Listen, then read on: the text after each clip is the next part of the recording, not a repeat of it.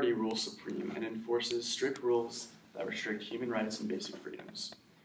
The leader of the party, Big Brother, has the ability to manipulate any facts or event he chooses to. The frightening thing was that it all might be true. If the party could thrust its hand into this or that event and say it never happened, that surely was more terrifying than mere torture or death. The party said that Oceania was in alliance with Eurasia, or was never in alliance with Eurasia. However, Winston Smith knew that Oceania had been in alliance with Eurasia as short as 4 years ago. But where did that knowledge exist? Only in his own consciousness, which in any case must soon be annihilated. And if all others accept the lie which the party imposed, if all records told the same tale, then the lie passed into history became truth. The party's slogan, "Who controls the past controls the future. Who controls the present controls the past." And yet the past, though its nature alterable, had never been altered. Whatever was true now was true from everlasting to everlasting. It was quite simple. All that was needed was an unending series of victories over your own memory. Reality control, they called it in Newspeak.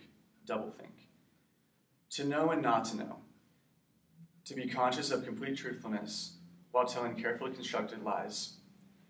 To hold simultaneously two opinions which canceled out, knowing them to be contradictory and believing in both of them. To use logic against logic to repudiate morality while laying claim to it. To believe that democracy was impossible and that the party was the guardian of democracy. And to forget whatever it was necessary to forget, and then draw it back into memory again at the moment it was needed, and then promptly forget all of it. And above all, to apply the same process to the process itself. That was the ultimate subtlety. Consciously to induce unconsciousness. And then once again, to become unconscious of the act of hypnosis you had just performed. Even to understand the word doublethink involves the use of doublethink. But you could prove nothing. There was never any evidence. So I chose this passage because it was my favorite book in high school, and it was actually the first book I read all the way through. And it's interesting how the themes and ideas in this book connect to today's world a little bit, and how we don't really know everything the government's doing, and we don't know what's true, what's false, and it's just really interesting how a book written in 1949 relates so much to today's society.